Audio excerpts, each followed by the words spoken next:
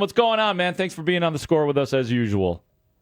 I'm doing great. I'm doing great. How about you guys? We are doing well, and Marshall and I pretty much agreed that if it wasn't his best performance, Caleb Williams against Cleveland, it was our favorite Caleb Williams performance this year. Where does it stack up for you relative to his other games this year? Yeah. I mean, super efficient, right? I think we kind of coming out of the Packers game, you started to worry a little bit. I think, Yeah. right? I think we all were kind of like, oh, okay, hey, can we get back on track? And I think that's exactly what they did. It was I think it was a well-designed game plan. I think it was really efficient from his operation of the offense.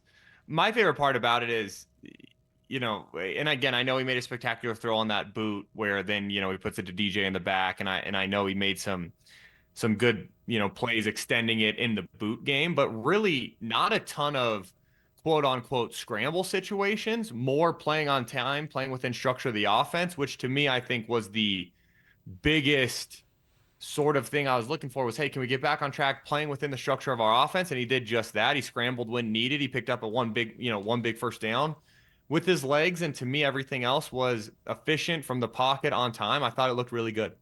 Tim, going back to the beginning of the game, we talked about getting him off to faster, better starts.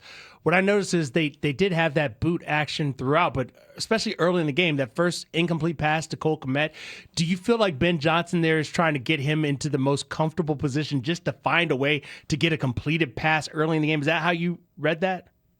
Yeah, I think you're on it, right? I think they're trying to figure out, hey, what are our game starters? What are our drive starters? To me, it's always been those kind of go hand in hand, right? Your first 10 and then, your P and 10 after that, right? Possession and 10. Hey, our first and 10, what do we go to get our offense, our feet moving forward?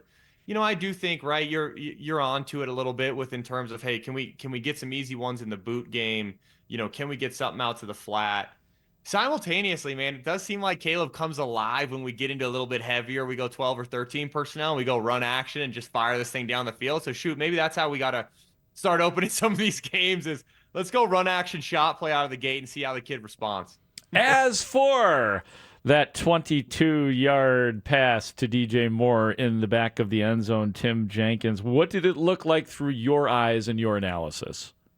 See, I love it because to me, DJ's not really in the progression, and I say that not in a negative way. I say that in, you've got anytime you're reading a boot concept, you're going to have some sort of flat control guy near the line of scrimmage. You'll have some sort of overrunner about 10 yards past the line of scrimmage, and then you'll have an ultra high or a runoff, somebody deep, right? You'll always have that, and then depending on how the coordinator is, some guys install it as a ladder read, which is like you're climbing up a ladder, right, short to deep, and then other guys are reverse ladder guys, right? Hey, deep to short.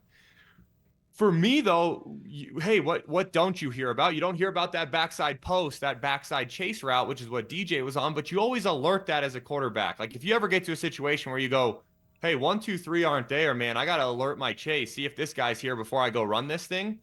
What's funny about the boot play is, our ultra high runner, that deep guy, he kind of gets held up, a really good kind of reroute press. He gets held up. The overrunner, because of that, basically has 4 guys around him because our spacing's off. And then Komet gets taken down, so we don't have a flat. So really, Caleb's out there like, okay, hey, I don't have 1, 2, or 3 because none of them are in the right spot. Let me get back to my alert chase post. And then, so to me, I'm most excited about the process that got him to DJ. With that being said, Caleb is one of the only people playing right now in the National Football League, right? Like him and Josh and probably Mahomes and, maybe Stafford if it was within the pocket and not out of the pocket. But there are very few guys that could actually then pull the trigger and complete it. So to me, the process getting there shows tremendous growth in his football IQ. Then, of course, the ability to make that throw is like why you take him first overall. And that's what I think culminating in such a memorable play. And I know a lot of fans are just excited about the throw, but to me, it's like knowing that the process was good to then get there, that might be even bigger the throw, of course, was about as special as it's going to get this season. I love what you brought up, the process stuff and the football IQ and all of that, because that's what we wanted to see from Caleb Williams' predecessors, ultimately brought down Justin Fields and even Mitch Trubisky because of their inability to see the whole field and cutting the field in half and all that. So that's huge what you're saying right there. The other part is, and you're right, you mentioned I'm sure we're missing somebody in terms of who could have possibly made that throw. Where do we go now? Is he now empowered? Like, you got to be careful because you can't make those throws every time, right? Depending on the circumstance. So how do you handle that going forward? I don't know if this is like a change in the trajectory of, like, in what he thinks he can get away within his mind, but isn't it also a little bit dangerous, Tim? Yeah. You could have another Smoking Jay, right? Yeah. Yeah, I think, like, honestly, and this is a terrible answer, but I just think it's the same way you parent a kid, right? You give them freedom. Oh, they took advantage of it. All right, we bring the reins back a little bit. It's a push-pull with these guys that are super talented, and you have to – it's a high-wire act, right? You got to consistently coach up, know the situation. Okay, hey, what's our situation here? What's the scoreboard telling us? Do we have a chance to make this throw, or do we need these 3 points? There's all these things that – he's going to have to factor in, and it's just constant football IQ growth, right? That's all it is. I think if there's anything I could tell you I could sign off on, it's that we're seeing that within the staff. So to me, does it enable him to push the envelope? Of course, right? It does, right? It's be who you can afford to be, and he can afford to be, a little bit aggressive with the football. With that being said, it's also part of what makes him the ceiling that he has, right? You got to be honest about it. If he couldn't make that throw, then he probably also can't make that Luther Burden throw where he's running basically a 25-yard deep hank route. I've never seen the concept before. They put it in this week, and then he drills that. So to me, it's like, it's the good and the bad with it. It's just going to be constant feedbacks, constant coaching, constant growth in the football IQ to make sure it doesn't go crazy, go off the rails.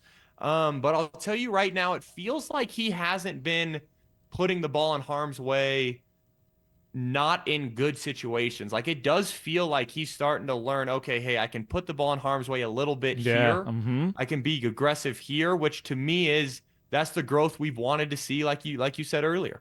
Yeah, it's been fun to watch the development, and you've had such a keen eye since day one of him. We heard Ben Johnson earlier today talk about him being so good at the pre-snap, at the cadence, the things that he had to learn, frankly, this season. Does it feel to you like he's kind of to the end of this arc for season number 1, and now it's just like, all right, what can you go do on game day? And then you work on maybe the major stuff in the offseason. I mean, I'm trying to figure out what the ceiling is for this team in this conference this year. Yeah, it's such a good point because, there are definitely things that it's, hey, this is addressable in the offseason versus addressable in season. What I tell you though is, do I feel like he's at the end of his arc? That's such a good question. My gut would tell you no, only because I still feel like there are concepts where he'll bail on them or his eyes are potentially in the wrong spot. Again, it's always fun, and I really do like the long form. People. My wife loves it because I get to just sit in my office and talk to myself for an hour, so she doesn't have to deal with it. But what I'll tell you is, what I do love most about the long form film breakdowns is because you can sit there and you can explain, like, hey, here's how I've read it. With that being said, I have no idea what Ben's saying. Here's another way you could look at this. So from my perception, my interpretation of the film, he still has his eyes in the wrong spot at times, right? Not nearly what it was at the beginning of the season. So I do think there's still cleanup. I think there's cleanup in the protection. There's all sorts of stuff where, hey, we're going to mic somebody else, so we're going to slide our line to have better angles, have a better advantage. So I do think there's still growth potential. With that being said, yes, the major lifts are going to happen in the offseason. I think we're close to what this team could and should be going into the playoffs. This week will be huge. If they can bounce back and get this one, because I feel like when you really looked at that Packers tape deep, man, there were some missed opportunities. If they can clean that up and take advantage of it, and if they can put this division away more or less this week, look out, because I do think this team's starting to roll. I'm hesitant to say like a full sign off, because I do think the Browns are one of those teams that the Bears did exactly what good teams should do, which is they showed up and they punished a bad team from start to finish versus letting them hang around and think they have a chance. With that being said, it still was the Browns. We still need to show up, I think, against the Packers, a more quality opponent, and play this sort of complete game from the offensive side of it. I think the Packers are going to be hard to slow down on defense no matter what you do. I think, you saw it in Denver this week, right? That I think that Denver team has a good defense, and the Packers were able to generate some points. But I do think this offense can come back and have a much bigger, I think I should say, impact on the game than they had, just a week ago. Yeah, well, let's stay right there. You're right. The Packers were able to put up some points on Denver. We know what they did to the Bears the week before. Where is Jordan Love right now in your evaluation? Because obviously he killed the Bears with the explosives in that round 1 game, if you will, against the Packers at Lambeau. Yeah, Jordan. So here's and I'm gonna watch myself because I know everybody hates Green Bay that's listening to this. But what I will asked the say question, Jordan, so it's on me, buddy. Don't worry about it. I'll take but the what heat. I will say is Jordan Love is what I think.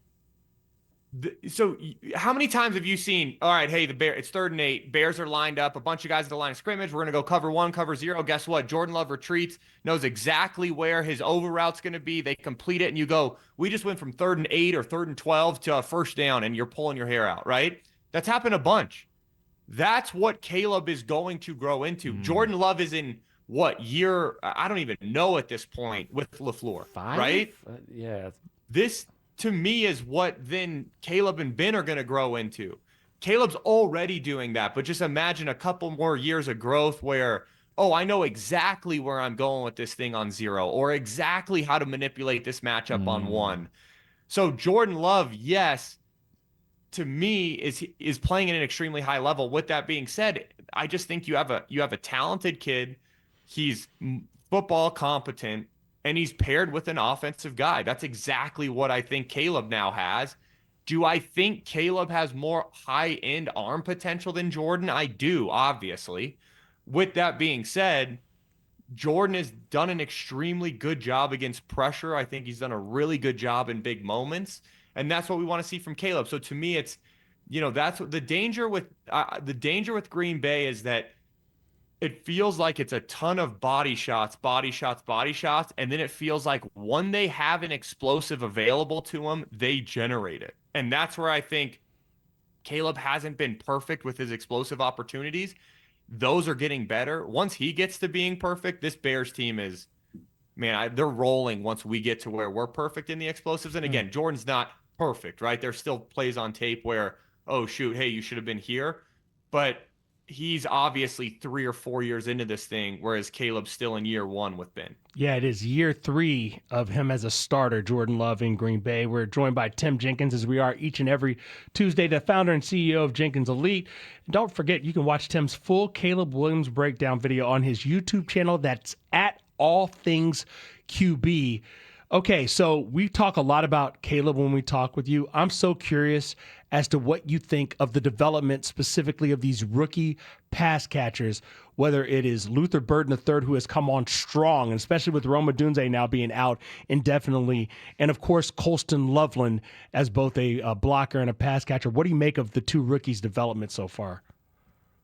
You can't be more fired up about the Loveland kid. He puts Myles Garrett on his tail, right? Like, that's a great chip. So to me, it's, Loveland, I think, does a great job. I think he adds in the run and the pass game. He's obviously a huge threat.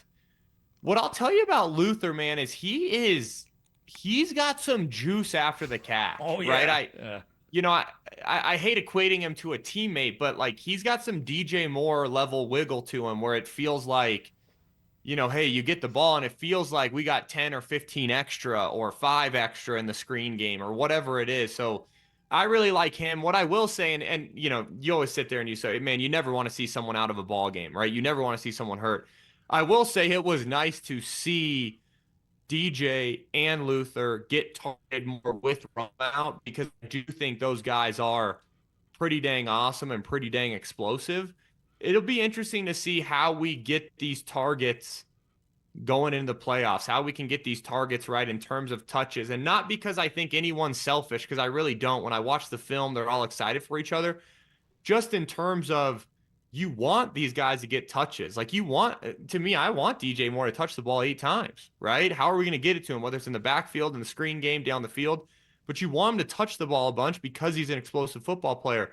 So it's not necessarily from an ego standpoint. It's more from, hey, can we get these guys in the game? But, Luther, I think, has been pretty dang impressive in terms of not only his route ability, but what he's doing after the catch, especially lately. It just feels like, man, they get the ball in his hands and positive things happen.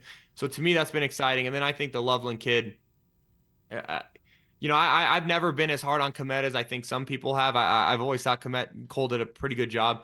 The Loveland kid he's the real deal, man. He's, I don't know if you guys watched the game last night, but the Waller, right? And again, it was a blowout, but Waller sitting there making some plays. That's who I think Loveland can end up being with a few more years with a guy like Ben Johnson teaching him, hey, here's the exactness we want you to run routes with. I think if he can get there, he's just so physically imposing like the Waller kid that all of a sudden you sit there and you go, man, we've got some dynamic one-on-one shots we could dial up in the red zone as he gets more and more comfortable with Caleb. How about the Warren kid? Do you think that he's going to be better than Tyler Warren of the Indianapolis Colts? Oh, man, yeah. I think it's interesting. You see Phillip Rivers was loving him, though. I don't know if you guys saw that, but Grandpa was firing into him early. And I got to tell you guys. That's your best friend, right? That was the one storyline for me this week where it's like, it's funny because the Colts have been a good ball club, but I don't know if I've been like eager to watch them play. Man, I can tell you right now on my Sunday ticket or whatever it is, I was sitting there watching the start of that Colts game because I was like, man, I wonder how my body would feel taking that shot at 44. Like, I just don't know if I could hold up like he was doing. So you'll be locked in Monday night when they take on the Niners then? Yeah, no doubt. Yeah, that'll be a fun one. Hopefully Gramps gets it dialed in. I tweeted the Colts. I said, listen, I only got 5 of them. But I'm ready to go if you need me. I think I'm 5 short of Phillip. But, 5 more kids later, I don't know if I'll have the same juice in my arm. Hey, you're what, halfway to his family size? I mean, you have 5 or 6 more. I'm halfway home. And, I'm halfway home and, like, on a – I did another video on the Chicago this morning. I'm halfway home. My wife was doing school drop off, and my 3-year-old just walked in and made an appearance. So I don't know how I'm going to do it when we get to 10. Yeah. But we'll have we'll be bumping out more film breakdowns. By then, my oldest will be doing different teams. So it'll be a good positive thing for the family. Goals. Oh man, Rivers. Tim, great stuff as always. Thanks for joining us, man. Thanks, Tim. Thanks, fellas. I appreciate you guys.